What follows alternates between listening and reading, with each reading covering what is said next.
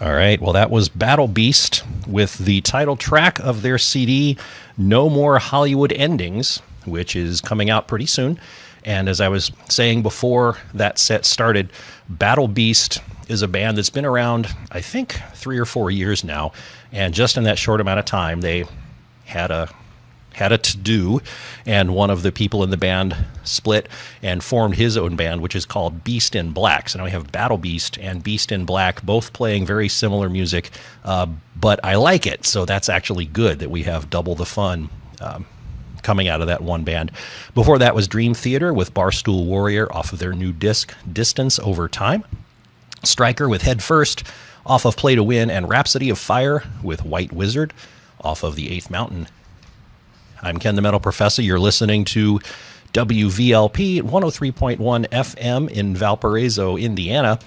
And at this point, the top of the hour, 9 o'clock on Sunday or 11 o'clock if you're listening to the replay on Wednesday, it's time to turn things over to the Northwest Indiana Wrestling Action Program.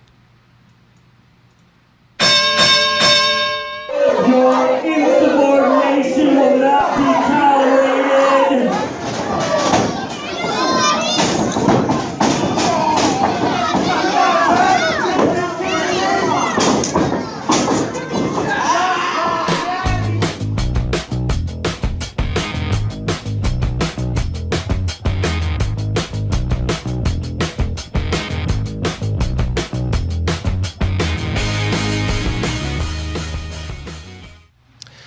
And welcome back. I'm Ken the Metal Professor. This is the Northwest Indiana Wrestling Action Program, and this is going to be a very busy show. Who knows? Maybe we're going to take up the entire rest of the hour until 10 o'clock. My guest in the studio is Mr. John Rose. John, thanks for coming in. Thank you. Thanks for having me, and it's great to be back in my hometown. All right. Well, yeah, we'll actually talk about that soon, but you're comfortable. You can hear everything good. You sound good, so yep. I think we're ready to rock. What we're gonna do here is I'm going to very briefly give an overview of what took place on 2 shows that I went to, Friday night and Saturday night. This is the beginning of high season for wrestling, it looks like. I've got 5 different shows that I want to go to within a 3-weekend span. So 2 last night, a little show next Friday that you may have heard of, John, and we'll talk about that later. And then the weekend after, one show this weekend, and then the weekend after that, one of the shows is yours, and then another one on Saturday night that I might go check out over in South Bend. So it's going to be a lot of driving and busy time, but it's fun. Yeah, well, that's the wrestling business. You drive all over. Right. What is like the can you think of what's the largest number of wrestling shows that you've been to in a compressed, like, let's just say a 3-day weekend from Friday through Sunday? Is there a personal record? Yeah. When I was with PWK, and then I took in a couple of shows at the same time, and I did 5 in Friday, Saturday, and Sunday. Oh, wow. Yeah. That's pretty heavy. Finishing up here at the Valparaiso Moose Lodge back when it was open. Yeah. And that was a Sunday afternoon show. Mm-hmm. And by the time we got there, we were all just so stir-crazy. I mean, somebody told a joke, and the joke wasn't that funny, but everybody was so tired and wore out that the joke seemed funnier than what it was, and the whole locker room was laughing. So... Well, that's always good when jokes go over well, no matter what the reason.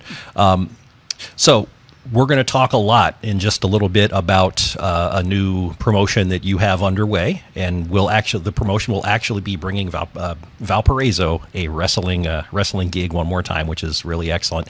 Before we get to that, though, I do want to just run down the results of those shows that I was mentioning from Friday night and Saturday night. Now, you were at one of them, so feel free to chime in with any thoughts you have. And even the other show, you were talking about Acme Championship Wrestling, that you like to go to those shows. You weren't able to make this one. But some of the personnel that were there will be personnel that will be here in a couple of weeks in Valparaiso too. So yeah, again, we've got quite a few of the Acme guys coming in, so we're really excited about that. Yeah, actually, I'm jumping ahead of things now, but it looks like the roster that you have built is a really nice mix of different people from different other sort of regional promotions, and even a couple of people that I've not seen before. So I think that'll be fun. Okay, well, Friday night, ACW, Acme Championship Wrestling, had Tecumseh Takedown down at the Lincoln Elementary School in Roselawn. Have you been to any of the shows that they have fairly regularly down there? No, I haven't even been to Roselawn in probably 20 years. Oh, wow. I don't know how much that one's changed. Yeah. We were talking earlier about how much Valparaiso has changed since you lived here. I'm not sure. I don't know about Roselawn. But the Lincoln Elementary School is a fairly frequent stop because Jimmy Holmes has an association with that school, and they do a lot of fun. ACW does a lot of fundraisers, as you probably know, and a lot of them are related to some of the schools in the DeMont and Roselawn area. This particular show was a fundraiser for the 6th graders' trip to Camp Tecumseh, which is a YMCA kids camp somewhere in the state. And the stipulation at this show and at the one last year, so I'm guessing this is a regularly recurring thing now, is that Jimmy Holmes has a match at the end of the night. And if he loses the match, then he is forced to go on the camping trip with all the kids. So this building was full of screaming children all night, all of them eagerly waiting to find out if Mr. Holmes was going to have to go camping. Oh, no. Yeah, the tension was palpable. So there were not that many matches on this show. Billy the Kid was defending his ACW Tough Man Championship against a new face for me. His name was Coda, and I didn't understand what his last name was when it was announced, and I hadn't seen him before, so I'll just call him Coda for now. I don't know if you know any regional people named Coda. No, I don't. But I've seen Billy the Kid a bunch of times. Mm-hmm. And he's so dynamic. He performs at a high level. The crowd just eats him up. Mm-hmm. I really enjoy watching him. Mm-hmm. He's one of the people that I really like to tune in to his banter, because he says a lot of funny stuff just kind of off the cuff once in a while. Yeah, he does. But he has been and continues to be the Tough Man champion down at ACW. The second match was TK0 taking on another new face for me, the Masked Dragon. I had not seen him before. That one didn't take very long. TK0 made quick work of the Masked Dragon. Jeremy Hadley was up next, and he defeated John Scrutch. That was also a new name for me. So three matches and 3 new faces. But he was fun to watch. He was pretty agile, some high flying moves and things like that. So I'm definitely looking forward to watching more of him. Jeremy Hadley won. Yeah, there's somebody you can't say enough about. Mm-hmm. Yeah, I enjoy watching him too. Jeremy Hadley, the thing with him is he's very unpredictable. You don't know which Jeremy Hadley you're going to get. You're either going to get the very fun Jeremy Hadley that the fans love, or you're going to get the Jeremy Hadley where if he's in a bad mood, he'll stay in a bad mood forever. Mm-hmm. So it just depends on which Jeremy Hadley you're going to get. He was in a pretty bad mood, and he was very good at getting the crowd all riled up, especially when there's that many kids in the crowd. They love to scream at him. They also love to scream at TK0. He's good at getting them going as well. But I think that Friday night Jeremy Hadley won the noise competition in terms of how loud the screaming got. When no he was surprise there. After his match was over, there was a video challenge played in the room by Drex Odell, because at a previous show, Jeremy Hadley had defeated Drex Odell by spraying him in the eyes with some sort of spray can. That show. Okay, I was at That's that right. show. That was at the DeMont Boxing Club. Mm-hmm. So Drex Odell is out for revenge, and so they are going to now have a blindfold match at Hebron Havoc, which is their next show in April. Yeah, I'm looking forward to that because I went to Couts High School after I left here. My folks moved out of the area, and I ended up in Couts High School. And Hebron was one of our big rivals, and my niece actually goes to Hebron High School now. So I'm looking forward to that. I will definitely be there. I love Drex Odell. The guy is so powerful and so strong. And he's really, I mean, you talk about a guy who kind of built ACW. It was him. Mm-hmm.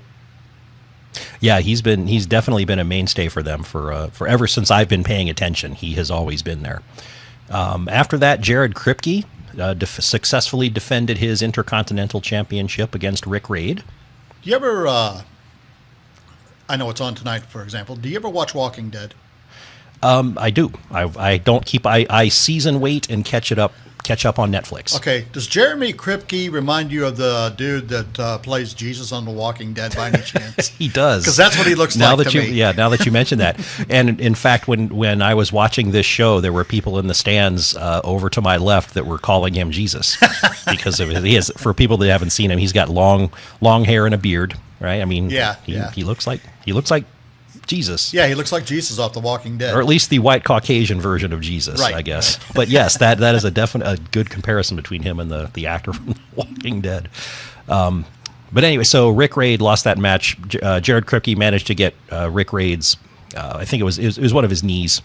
Got him hobbling around on that, kept working on it, and eventually got him to submit to a figure 4. Rick Raid is so powerful. Yeah. I mean, if he did take out the knee and get him hobbling, it makes sense because most big, strong guys, a lot of their power is in their legs. Mm-hmm. So if you take away the legs and they can't stand, it's harder for them to wrestle. Mm-hmm. And he is a powerhouse.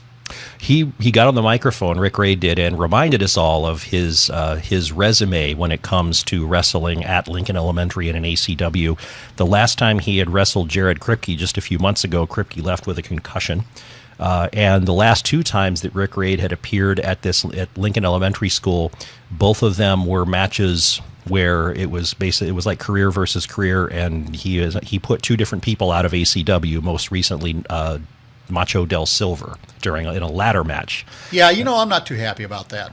I really enjoyed watching Macho Del Silver. He was one of the high-flying luchadors, and we don't have too many in this area. Mm-hmm.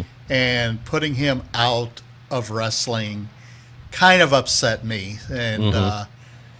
I'll talk about Rick Raid just a little bit later on. Hang on to that thought. I will. Then they had a 3-way tag team match with High Society, which is Thomas Keith and Young Money, taking on Kenneth James and Arun. Kenneth James has migrated up to ACW from some of the promotions farther south. And Xavier Black teaming with Sanji. Sanji is a new person number 4 that I had not seen before, but he was actually kind of fun. He's not a real big guy, but he's very energetic. He has big bursts of energy and can cover that ring martial arts quickly. Expert too, isn't he? I believe so. Yeah, I mean he was certainly dressed as one. Mm-hmm. Yeah, I believe he's a martial arts expert. I've got a little bit of I'll talk about him in a bit mm-hmm. too. Okay, great. High Society ended up winning that match, and it was also Young Money's birthday. Before the match, Thomas Keith brought a small cake to ringside, which had the entire audience, I'm sure, wondering what's going to happen with this cake. And after the match, he brought it into the ring to present Young Money with the cake. Kenneth James was still kind of groggy and coming to because of the end of the match, but he was with it enough to drop kick Thomas Keith into Young Money while he was carrying the cake. And of course, you can imagine what happened. And there was a big mess to clean up afterwards. Dave Allen came out for his match with El Muchacho.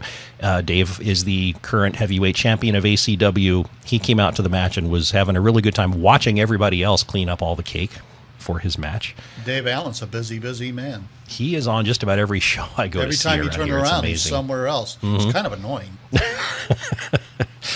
I haven't thought of it that way, but now, maybe you're right. He's really annoying, actually. And we'll talk about him in a while. Maybe we won't. Is Dave Allen one of the people that we'll be talking about later? I'm not looking down the list. No, I don't. For us. Okay. But he was a ARW pro last night. Yes. And, mm-hmm. He's just like, how cockroaches never die. That's kind of what I think of Dave Allen. Mm-hmm. Okay. I don't know if you want to call this the main event or the Dave Allen match the main event, but the thing all the kids were waiting for was at the end of the night, a whole bunch of teachers came out and they got up on the ring, and it was basically this gang of teachers against Jimmy Holmes, Brentley Alexander Dawson, and one other teacher whose name I don't remember. And again, the idea was that if Jimmy Holmes got pinned, then he would have to go to camp. And after lots of shenanigans and dastardly deeds on the part of Brentley Alexander Dawson, who had Jimmy Holmes back for a while, it got to the point where Jimmy Holmes accidentally hit Brentley Alexander Dawson with a chair. which made him not happy. So he clobbered Jimmy Holmes, which allowed teachers to pin Jimmy Holmes. Accidentally hit him with a chair? Accidentally. Mm-hmm. I don't know why he would have done it on purpose, because Jimmy Holmes didn't want to go to camp, and so he attacked his own. He hit his own teammate with the chair. I'm just trying to picture in my head how you accidentally hit your own partner with a chair. Distraction, I guess. Apparently. Right. I thought Jimmy Holmes was a pro boxer. His aim must not be that good. I don't know. He's taking a lot of punches. I think maybe I might his be able to reflexes take him, are bad. actually. So Well, now you know where to find him. You can find him at Camp Tecumseh being ganged up on by all these kids that he doesn't want to be around. But the kids were very, very happy that Mr. Holmes now has to go camping with them. And it was kind of funny when I was leaving the building. There were a couple of kids that were kind of bouncing up and down behind me and just going on about that part of the show. And one of them said, "I'm definitely going to camp now."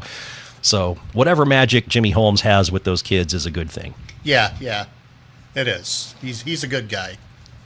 All right, so that was the ACW show, and then last night ARW Pro had a fundraiser for the Edison Junior Senior High School Wrestling. Is it an official high school team, or is it a wrestling club? Or it's a wrestling team. Okay, so it was a fundraiser for them, and actually it was a pretty eventful night when it was all said and done. You could almost, going back to the old WCW days, Tony Schiavone always said historic. But in this case, it was indeed historic, I thought, in a lot of ways. Yeah, there's ACW or ARW before last night and ARW after last night, and they might be two drastically different things.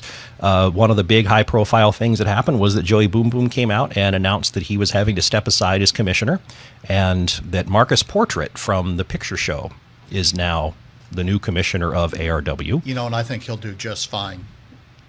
I really do. He like he said, he was with the Picture Show for a long time. But I think he'll do just fine as ARW commissioner. He seemed to jump right into it last night. He certainly looks the part. Yeah, he does. And he cleans up nicely. And he was not afraid to get in there and exert his authority when he needed to, even though he was new to the role. He seemed pretty comfortable in it. Yeah, he did. The first thing that he had to do was strip the tag team titles from Machine, who used to be one of two in the Mexicutioners. Yes. And I actually don't know what had happened with Santana Starks, but apparently he is gone. And I think I've missed a show recently, so I'm not up to date on all the goings on. Yeah, but I'm not sure about that either. Yeah, since Machine didn't have an active tag team partner, he would not be able to defend the titles, and so Marcus Portrait had to strip the titles from Machine. But in exchange, he didn't want him to leave empty-handed, so we had a situation where later that night, Machine got to take on Ivan Manson in a non-title match for not for Manson's heavyweight championship, but a non-title match with the heavyweight champion, Ivan Manson, with the stipulation that if the Machine won that match, then he would be able to challenge for the title at a time and place of his choosing. Yeah, well, we'll address that in a little bit, actually. Okay. Because I know further down the line we're going to talk about that match, and I'm really excited to talk about it.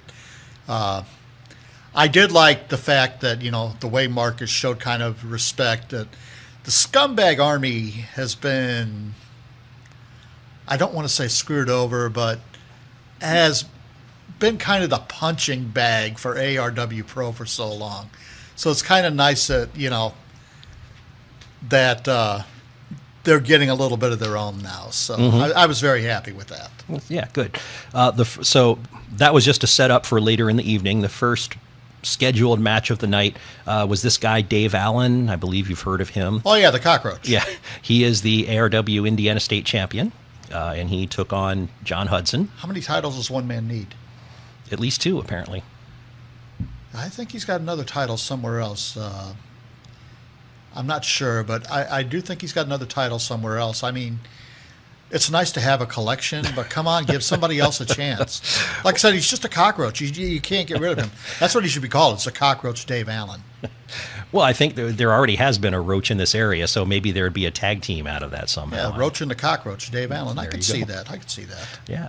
Well, the promotions I've been spending most of my time with recently have been ACW, ARW Pro, and NGW. I expanded my driving range to go down to Crawfordsville once in a while. NGW is a good promotion. Yeah. And Dave Allen shows up down there too. No surprise. And I'm trying to remember if he had I don't know if he had a title down there or not recently. He'll probably have one within a week or so, probably, knowing him. He'll drag one up somewhere. Yeah, he'll make one if he has to. Uh-huh. Well, the way he hangs on to these titles was on display last night, where he pinned John Hudson after he put both of his feet up on the ropes for extra leverage, and the ref didn't see it. Yeah. It's funny how, I don't know, there must have been 200 people in the building last night, from what I'm guessing. Mm-hmm. And it's funny how 200 people seen it, but somehow the ref missed it. Yeah, go figure. Yeah. Well, the match after that was the first of a couple having to do with this across the state line rivalry that's brewing between Southland Championship Wrestling and ARW. And I'm not really sure where this kind of started churning up. Do you know the history of that? I have no clue, but I will tell you this. As a wrestling fan, just, not from a promoter's perspective, but from a wrestling fan's perspective, it's a win-win situation. I mean, I'll be honest, not a big fan of Southland keep coming down here and messing around in ARW Pro's business, but it's a win-win. The fans on both sides win because we're getting to see great matches that we may never get to see. So. Yeah, and I actually took a look at an upcoming SCW card that's going to be just in another weekend or two, I think, maybe even on the 23rd. But I pulled up Google Maps to see how far away that was, and that's a good haul from here. So I don't know if I thought it might be fun to go out there and see what things are like on the other side of the state line. I'm thinking about going that way. I'm just going to take all back roads. I'm used to hillbilly driving, so. Hey, you don't even need roads. Just a straight line will cut time off the trip, right? Yep. Well, so this was SCW versus ARW is sort of how the match was billed. It was Andy Black from SCW taking on Jake O'Neill, who was carrying the banner of ARW. It was so good to see Jake back. He's been missing for a while, and it was good to see him back. The other kid, what was his name again? Andy Black, I believe. Andy Black. How old is he? I don't know. To me, he looked like he was about 11. I don't know what the stipulation is in Illinois, but in Indiana, you have to be at least 16 to wrestle, and this guy looked like he was about 11. I think they should have had him tested. That's all I'm saying. Well, they might have had that rigged, so they brought out their own referee because they were concerned that Ref Dave of ARW would not be able to call it fairly. So Ref Dave is the guy that calls it straight down the middle every time. He calls it as straight as his hair. Exactly. But SCW is not convinced of that, so they were able to pull out. They convinced King Bishop to allow their ref to come out and ref the match, which in the long run may have been a bad plan because Andy Black accidentally kicked the SCW referee. So he was down and out for a little bit. And while that was going on, Jake O'Neill rolled up Andy Black. Ref Dave had been standing by just in case he was needed during the match, and he was. He jumped in there real fast and counted that 3. Yeah, I'm so glad he was there because that could have been, just a big, big mistake. Finished up on a high note with that one. Yeah. So. And actually, I misread. I'm checking my own notes here. I was getting ahead of myself. It actually wasn't a pinfall. It was a submission, I think. I think Jake O'Neill had Black in like a single leg Boston Crab. Yeah. And then Andy Black actually submitted, and Ref Dave was able to single the submission. After that, the other thing, when you're talking about how old Andy Black was, he may be very, very young, but apparently he's good at getting people mad because at the end of the match, I don't know if you saw this, but they got up and walked right past where you were sitting. A woman from the front row on one side of the ring basically stood up and started following him around the ring, yelling at him from behind because she was mad at something that he did. And she almost made it. She made it over to the curtain, and King Bishop had to stop and say, "You go back." Yes, please go back. That was weird. Next up was a chain match between Max Holiday and BOW. I thought this was fun in terms of a big man contest. You know, and those two have had a rivalry going now for 2 or 3 shows. So this was kind of a nice way to try to settle it. Although I don't think Max Holiday has forgotten too much about. Well, I'll let you tell him what happened last night.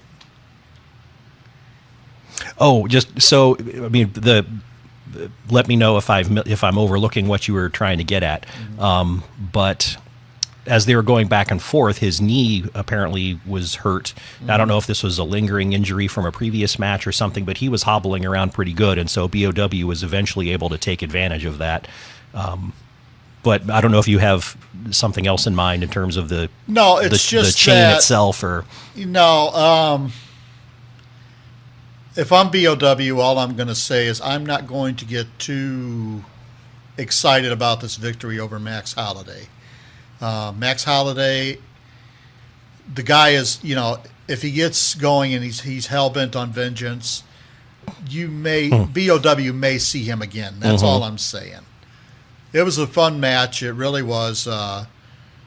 Max obviously wasn't at his best last night, but I think BOW might be looking down the road again at Mr. Holiday. That could be. And Max was pretty clever at the very start of the match when he was supposed to be securing the cuff to his own hand. Instead, he managed to secure it to the top rope so that BOW was attached by the chain to the top rope, and so he had nowhere to go. But eventually the ref stepped in, and after Max got in a couple of good looks, the ref was like, no, you have to put that on your wrist. Yeah, that ref was a little sketchy to me. I'm just saying. I even yelled out. I thought he was an SCW ref because of the way he was calling the match. I'm just saying. After we had that one, Angel Armani and Nick Cutler teaming up to take on the Caribbean Connection. I had not seen them before. I haven't either. The reason I laughed is because Angel Armani, loudmouth, brash, comes to the ring with his spray, which really kind of smells bad. I mean, it smells bad. I know it's supposed to be, an aerosol spray to make things better, but to me, it just makes things worse. He's always entertaining. He's worth the price of admission alone. And Nick Cutler, I can't say enough things about. And what I mean by that is, again, this is a guy like Jeremy Hadley.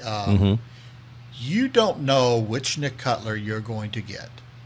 If he's going to be in a good mood or if he's going to be in a foul mood. And, but you don't know which kind of Nick Cutler you're going to get. But either way, you're going to get a very, very dangerous man. And I can't say enough, I can't say enough good things about Nick Cutler. Yeah. Phenomenal wrestler. He's been around a while, and just he's got this little bit of a mean streak you got to watch every now and then, but really, really good in the ring.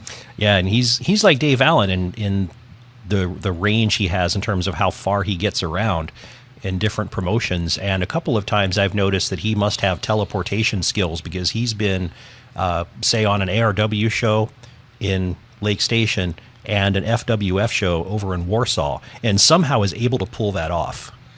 Yeah. That's, again, that's the wrestling business, though. Yeah, with no speeding tickets, I guess. Yeah, how he did that is beyond me, but he doesn't irritate me as much as Dave Allen for some reason. Like I said, Dave Allen's just a cockroach. After the Angel Armani, and the Caribbean Connection actually ended up winning that match, which kind of surprised me. But they won it twice, actually. Yeah. Once by countout and then once by pinfall, if I'm not mistaken. Right. Yeah, the Angel Armani and Nick Cutler got so distracted by the noisy crowd over in the SCW corner of the floor that they were going over and yelling at them. Uncle Grandpa, I believe, is what they were yelling at Angel. Yep. And they spent so much time over there, they got counted out. But the Caribbean Connection didn't want the match to end that way, so they asked for the match to be restarted, and the ref and the other team agreed. So away it went. Then we had the match advertised at the start of the show with Machine taking on Ivan Manson. This ended in a very interesting way. And you had a front row seat to that. I was watching I from did. all the way on the other side. I'll let you describe it from your front row perspective. Well, the way I saw it was, and you can correct me if I'm wrong, Ivan was actually looking pretty good. Of course, he's got Charlie Jr. out there always being the annoying little gnat that he is. And, the family, they tend to bend the rules a little bit. A little bit. A little bit. And they seem to get away with it. And again, this is something that irritates me a little. They seem to get away with it. Well, last night, Rat, Machine's manager, one up Charlie, if I can say that. Mm-hmm. He took his bat, tossed it to Machine. Machine tossed the bat to Ivan. And then Rat took red Kool-Aid and threw it in Machine's face. Machine hits the ground, screaming like a girl. Why would you do that? Ow, ow, I'm hurting. And the ref turns around and sees Ivan holding a bat and poor Machine all covered in red. There's only one conclusion to be drawn. Exactly. And called for the bell, and looks like Mr. Manson's going to have to deal with Machine coming up here pretty soon. Right, yeah. So Machine is eligible now to challenge for Manson's title at a time and place of his choosing. So that's going to be very interesting. The closing match of the night was a 4-way elimination tag team match. I was happy and disappointed at the same time. I'll explain that in a bit. Okay. Well, this was another, I don't know that it was SCW versus ARW, but more so just that one of the tag teams was an SCW tag team in this mix. So we had Joey Rack and Braun the Lumberjack representing the family, Stacy Shadows and Melanie Cruz making this an intergender affair. They were great. They were great. They took control pretty early, too. Arabian Sheik and Jay Harris, quote-unquote, the Unholy Alliance from SCW, and Excalibur and John Hudson, which was a pairing that I did not expect, but... Yeah, that was kind of a strange pairing. Mm-hmm. But they found a way to coexist. Yeah, even better, they found a way to win. Mm-hmm. And so Excalibur and John Hudson are now the ARW Tag Team Champions. Yeah, you see, the reason I was disappointed is I was really kind of hoping Melanie and Stacy would have won those tag titles. Those are two big, powerful, strong women. Mm-hmm. And they were kicking the guys' butts in there, man. They were just taking it to town, but... You can't go low-blowing people. That calls for disqualification. Yeah, without going overloads into details, though, I do want to point out that Joey Rack, when he was tagged into the ring, he deliberately asked that one of the women come in the ring to face him because he thought he would have an advantage. And he found out very quickly that that wasn't the case, and that led to the family being the first team eliminated. Yeah. Joey Rack maybe... weighs 100 pounds, and that's after he eats a cheeseburger and a piece of chicken together. Let's not kid ourselves. And maybe a pizza thrown on top of that in order for him to get to that 100 pounds. And Melanie Cruz is a big, powerful, strong woman, and she, she threw him around like he was a rag doll, which I enjoyed personally. That was fun. So with that being said, the next ARW show is going to be Saturday, April 13th. There will be a couple of events that happen during this show that will have ramifications moving forward. It'll be good to see how Marcus Portrait develops in his role as commissioner. But we've killed a little bit more than half our time. So you're actually here for a reason. So we're having so much fun going over all of these results from the weekend, but we actually have business to get to. So let's put a pin in the stories from the weekend. Let me remind everybody that you're listening to the Northwest Indiana Wrestling Action Program here on WVLP. We're at 103.1 FM in Valparaiso, Indiana. I'm Ken, the Metal Professor, and my guest in the studio is Mr. John Rose. Thanks for coming in. Thank you. We have been having a lot of fun talking about the results from the Acme Championship Wrestling and ARW Pro events from this weekend, but the main reason that we're here tonight is to start talking about how you are bringing wrestling back to Valparaiso. after a pretty decent absence. So why don't you just tell people that are listening about the promotion, kind of what the origin of it is, and where you hope it goes from here? Well, let's start with the origin itself, because while a sad story, I think it's going to come out to a happy ending on the other end. Started 3 years ago, almost 4 years ago.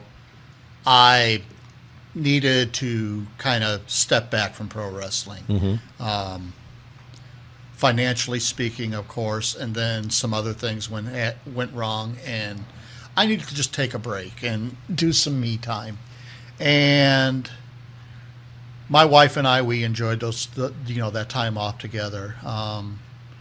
My wife had a heart attack back on December 15th, and she went in for surgery, and she died shortly after surgery. But one of the things she said to me the day after her surgery was, she told me, she says, "John, when I get better and I get out of this bed, I want us to get another company going, and I want us to make another run." She says, wrestling is our lives. She says, it really is. She says, and I've noticed the spark has gone out of your eyes since you've left the business. And I want to see that come back. And of course, one thing led to another. Complications followed, and unfortunately, we lost her. And so that's kind of where it started.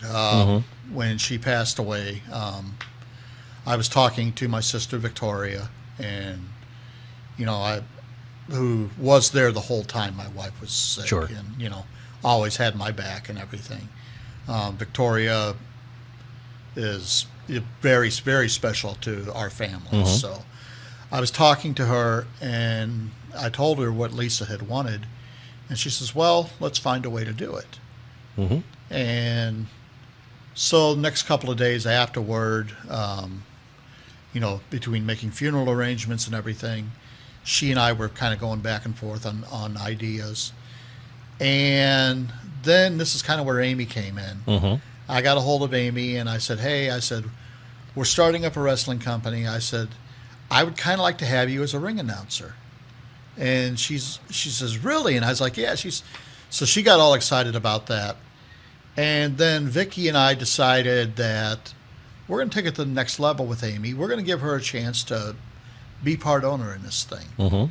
So basically, this whole thing is kind of ran on women power, good. And I'm just out here taking orders. But we're really looking forward to March 22nd, Zayo Island, the old Wright's Barnyard for people that haven't been there in a long time, and out there on US 30, where the Green Dragon's at. Sure. That's the best way I can describe finding the place. It's the only way to describe it. Yeah, look for the Green Dragon and turn. Yeah, the Burger King and the Green Dragon and turn left. And we're going to be out there at the Greenhouse, which was a newly built building by the Wright family. Beautiful building, by the way. And they hold weddings and concerts and stuff out there. They've had a couple of events out there, but they've never had pro wrestling. So we're going to be the first. And it means so much to me because I was talking to you earlier before we went on the air tonight. Valparaiso is my hometown. I am from here. And this means so much to me to be able not to only be at Zayo Island, but to be bringing wrestling back to my hometown. Was that sort of the main initiative for choosing Valparaiso as among all the different places you could have done this? That was the main initiative, yes. Great. What's that conversation like with a venue that hasn't had a professional wrestling show at their place before? I called them up and I said, "I understand you have a building that you can rent out." And they said, "Yeah." And I said, "My name is John Rose." I said, "I would like to rent your building out." And they said, "Oh, okay, great. You getting married or is this for a concert?" And I go, "No, this is for pro wrestling." And there was this long pause. About just like it now. Yeah. And she finally comes back and she goes, "Pro wrestling?" I said, "Yeah, like you see on television." "Oh, like WWE?" "No, we're independent." But yes, kind of like that. No, we're better. And We are too. And she's like, I'm kind of excited about this. And then I went to check the building out, looked at it, it seemed okay. And yeah, we're off and running. Mm-hmm. We're off and running. I've got flyers hanging up all over, up and down Lincoln Way. I've got them at Zao Island, of course. But March 22nd, bell time, 8 o'clock. Mm-hmm. So you get off work on a Friday night. Most people get off 4 or 5 o'clock in the afternoon. Go out there, play a little miniature golf if the weather's not too bad. If not, go inside to the arcade. Right. Maybe have some of their great pizza they've got there. And then come on over and watch some wrestling. It's going to be a great, great show. I'm really looking forward to it because, you know, it has been a while since there's been wrestling here in town. There were some shows running at Inman's up to a few years ago. Mm-hmm. And that was a pretty good place to see shows. But I have not actually been in this new facility at Zao Island. I'm hoping high ceilings. No, they're not too high, but the level of competition that we're going to have, I think will make up for the low ceilings.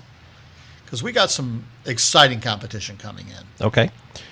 Should we run down some of the announced matches? I've got them right here. Oh, okay, yeah, that would work because otherwise I'd have to pull my phone out. Because you guys posted a pretty definitive list of not just what matches, but what order they're going to happen in, and that was really nice to get a good rundown ahead of time. But let's dive in.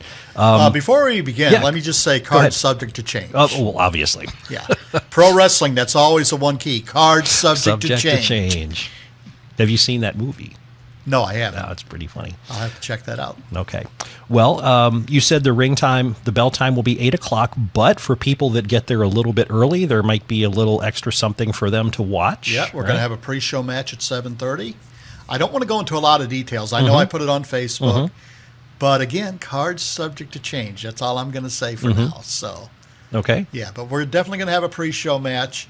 And it will feature the Reckless Youth from the family, Rance of Joey Rack, or whatever he wants to call himself this week, against Tone C, the one-man mafia, the thug, if you will. And that should be a pretty interesting matchup.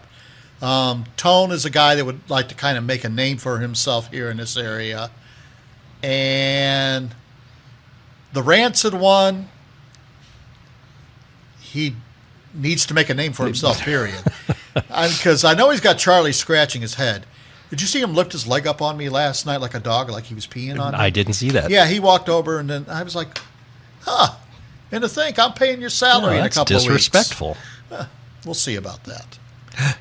Now, it looks like you guys are starting up with a couple of different titles. Yeah, we're starting with the Indiana State Championship, or Indiana State Tag Team Championships. Indiana State Championship is with ARW, and the Cockroach has that. But yeah, we're having a couple of state title, or that title, and then we're having the Supreme title, which is our version of our big belts. So, sure. Yeah. And we got a couple of more surprises along the way that we'll address later on. Okay.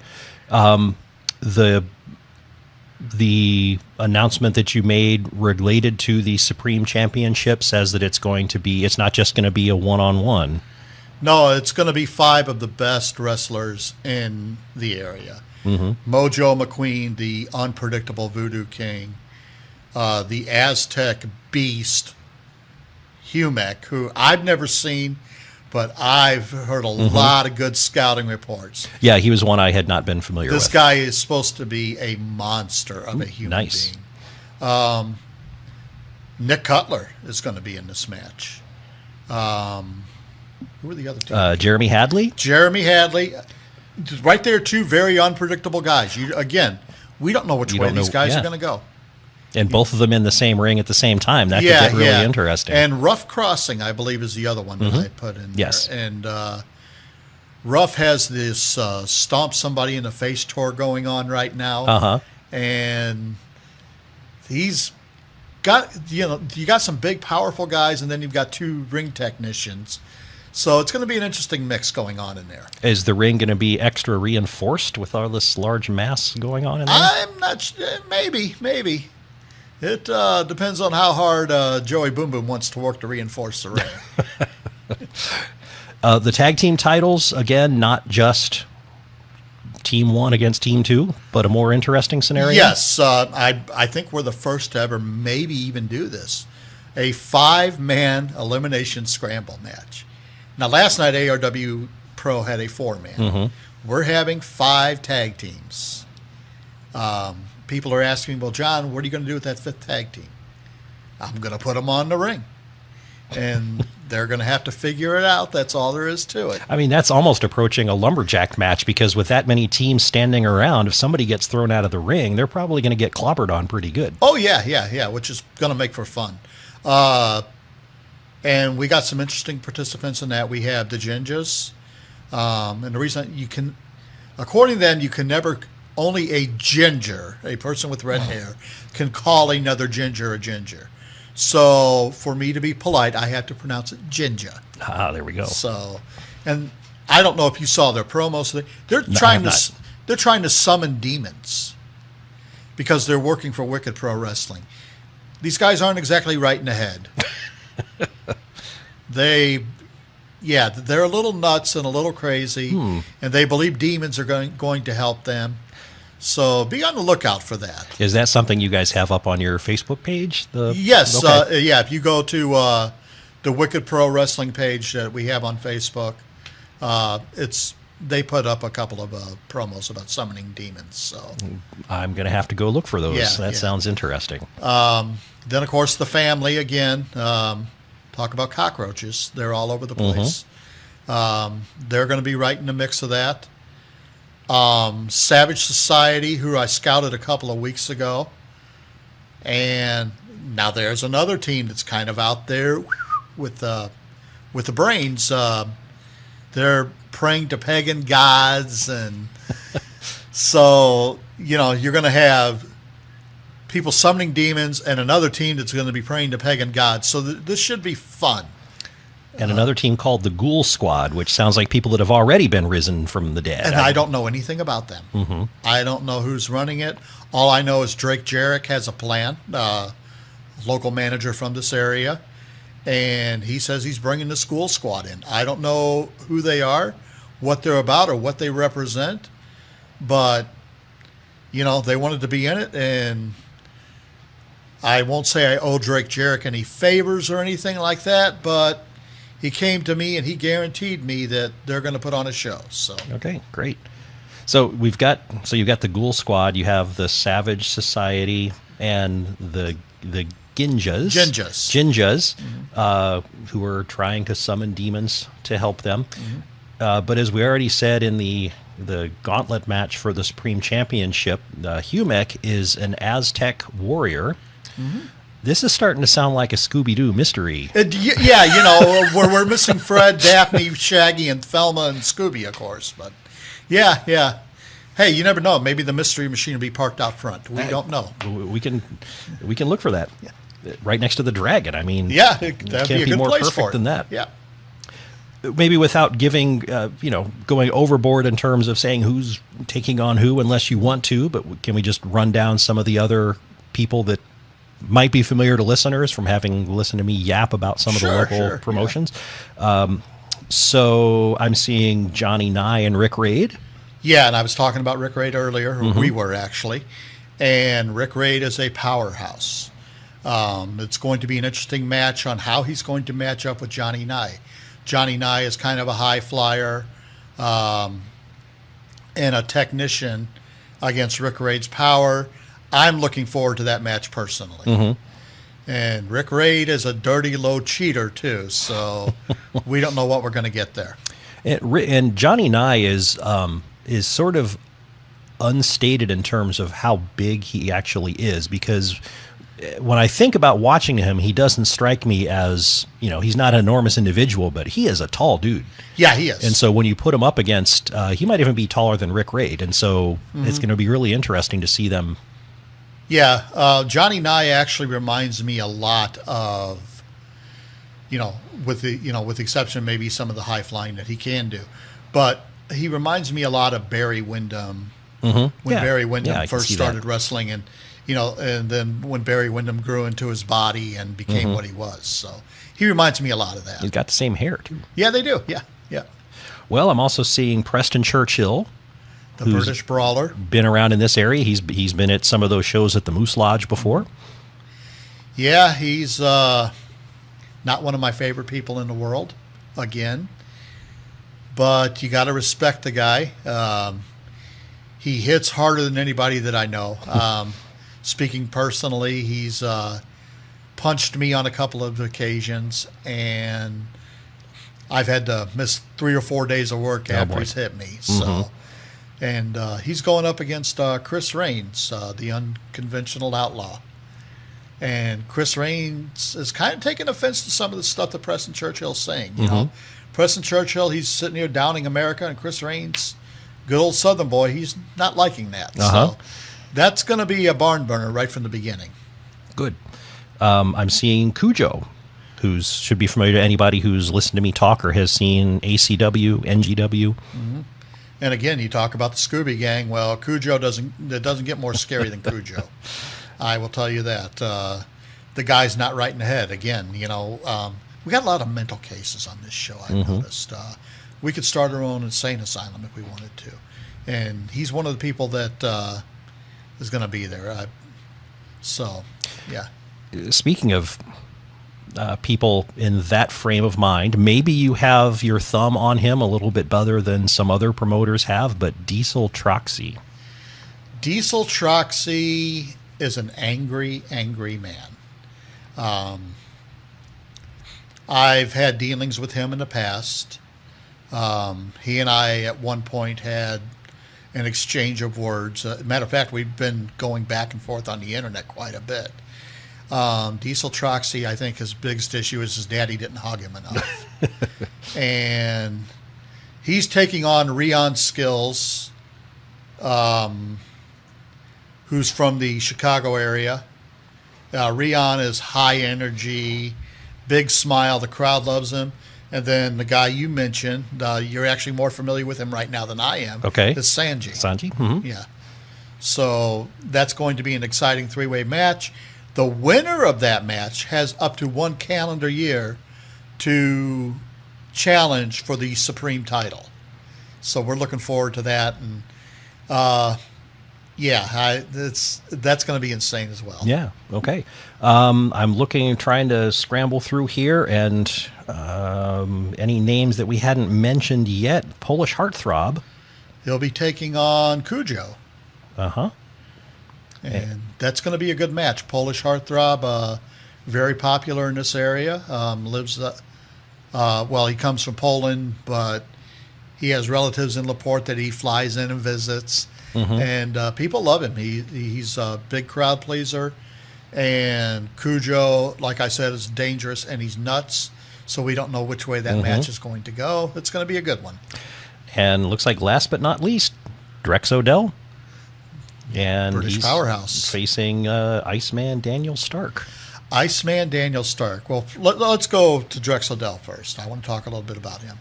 Big, powerful, strong, great amateur background. You've seen him a lot of times, and his suplexes. A lot of guys don't come back from those. And the clothesline. Yeah, in that clothesline, exactly. He will wear a guy down. That body will be hurting. Daniel Stark is managed by Damian Saint, one of the most devious minds in the wrestling business. And Damian Saint has taken this young man under his wing. The reason that they call him Ice Cold, I'm sure you've seen Top Gun, where they talk about the Iceman. That's what Daniel Stark is. He's ice cold. He doesn't make many mistakes. Matter of fact, some people may call him boring. I call him interesting because he doesn't make mistakes. He waits for you to make the mistake, waits for you to do something stupid, and he takes over the match. So that's going to be very, very intriguing. And, he said that he's claiming he could beat Drex Odell. And I know for a fact Daniel Stark, even though I say he's the Iceman, or Ice Cold Daniel Stark, he hasn't won a match yet, so it's a very big claim. But with Jason Saint in his corner, you never know. You just never know. Yeah. I think that covers most of the matches that we're going to see and the wrestlers. I also noticed that you have already announced the person singing the national anthem. Is there a particular history to that person, or is there a reason why you've made that selection? She's my sister-in-law. Okay. But she's got a beautiful, beautiful voice. She does a lot of local plays over in Culver, Indiana, a lot of local theater. She was in Sister Act. She's been in a lot of different, like I said, but Sister Act is the most recent one. And I think they're doing Guys and Dolls this year. Okay. And she's got a beautiful, beautiful voice. And I thought, you know what? I think Jessie should sing the national anthem. So Jessie Faye Hill. Yes, Jessie Faye Hill. All right. Well, let's. We're kind of running down on time here, so let's make sure we recap everything properly. We're talking about Wicked Pro Wrestling, brand new promotion, your first show ever, bringing wrestling back to Valparaiso, which is greatly appreciated. I'm happy to bring it back to my hometown. I love it here. Zow Island, Friday, March 22nd. Yep. Doors open at 7, bell time at 8. Yep. About 7:30. That's when that exciting pre-show match is going to happen. Okay. Do you have any anticipation of how often you might be running shows? We're hoping to run at least 8 this year. Okay. And then maybe we'll go for a full 12 next year. But like I said, this thing's just getting off the ground. We're really excited about it. I can't ask for two better partners than what I got with Amy and my sister Victoria. We're going to be out in full force. Oh, my other niece, my niece Peyton, she's also she's going to be photography around ringside, and she's another owner. So there's 4 owners altogether. And again, I'm just doing what they were ordering me to do. So well, you're pretending that, but let's be honest, you're really the brains of the operation. I can tell. Maybe it's hard to say. Let's send our best wishes out to Amy, who was going to be here with us tonight, but she has got some kind of bug. Yeah, she's under the weather, unfortunately. Has a fever now, she's so it's actually apologized getting to worse. me like 122 times on the way up here, and I'm just telling her, stay home if you're sick. Just take care of yourself, and yeah, get better, Amy. Yeah, you'll get in the studio one night, girl. Sure. Speaking of the studio, we've been talking about Rancid Joey Rack, and I had invited him to come visit the studio to tell his story next weekend. So hopefully that's still on. I'll post something online when we confirm that. Talking about online again, you guys have fumigated the place? Because you may have to after he visits. It could be. We actually had a report that somebody spotted a mouse, so that might have been like an advanced scouting party he sent out. I'm not sure. It could either be that. I would definitely afterwards check yourself for fleas and ticks too. People that want to keep up with Wicked Pro Wrestling and everything that's going on, Facebook is that the best option right now? That's the best option right now. We don't have a website yet. I'm sure I will find somebody to work on that for me. I'm not what you call real tech savvy. Matter of fact, Amy handles most of that. So, okay. I think we've done a good job of recapping everything. Did we miss anything? No, not really. If you had 1 minute to convince everybody in town to come see the show, what would you say? Because that's what you have. I'll tell you what I'm going to say. I'm going to say it's going to be exciting. We're pulling in talent from all over. We're pulling them in from Michigan, South Bend. We're pulling them in from Chicago. We're pulling them in from right there by me over in Culver, DeMott, Indiana. You know, a lot of the Acme guys are on this show. This is a mix of all the best talent in the area, and for that reason alone. And the fact that it's at Zao Island, you can play miniature golf, go check out the arcade, great pizza. Beer, yes. So, yeah, come check us out. March 22nd, 8 p.m. bell time. It's going to be fantastic, and I'm looking. Come up and say hi to me. You know, I'm always wanting to say hi to fans and meet them. So please, if you see me, I'm going to be the guy in the black hat with the WPW logo right there on it. Come up and say hi, because I really want to meet you. Well, that sounds great. I'm really looking forward to it. And hopefully not too long after that first show, we'll be able to come back here and give a good report about everything that happened and what we get to look forward to at the next show. I would like that. Excellent. Right. Thank you, John, for coming in. Thank you for having me.